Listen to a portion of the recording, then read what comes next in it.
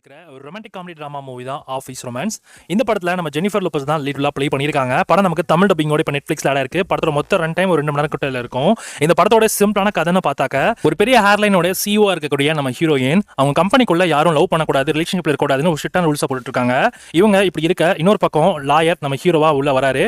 Actually இப்போ ஹீரோயினுக்கு ஒரு கேஸ் விஷயமா லாயர் தேவை. ஸோ அந்த லாயரா நம்ம ஹீரோவை கூட்டு போறாங்க. அப்படி கூட்டு போறப்ப அவங்களுக்குள்ள ஏற்படுற அந்த ரொமான்டிக்கான சீக்வன்ஸ் என்ன, அந்த ரொமான்ஸ் அவங்களோட ரிலேஷன்ஷிப் எந்த அளவுக்கு நீட்டு கொண்டு போச்சு, அதனால அவங்களோட கம்பெனிக்கு எந்த அளவுக்கு ஒரு பெரிய ஆபத்தா முடிஞ்சது, கடைசியில் என்னாச்சு, எல்லாமே சரியாயிடுச்சா, மறுபடியும் அவங்க பழைய மாதிரி சேர்ந்தாங்களா இல்லையா அப்படின்றதான் படத்தோட கதையே.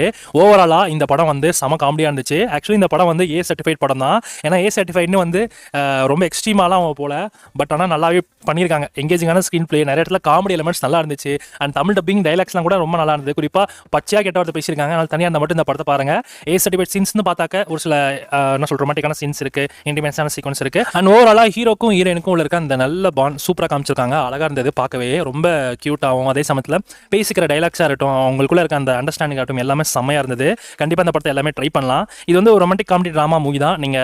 நீங்கள் போஸ்டர்ஸ் ட்ரைலர்ஸ்லாம் வச்சு இந்த படம் வந்து கொஞ்சம் ஒரு மாதிரி ஏசிடிபேட்டாக போகும் அப்படின்லாம் ரொம்பலாம் யூஸ்டாதீங்க. ஆஃப் கேம்பஸில் வர சீன்ஸ் மாதிரிலாம் இருக்காது.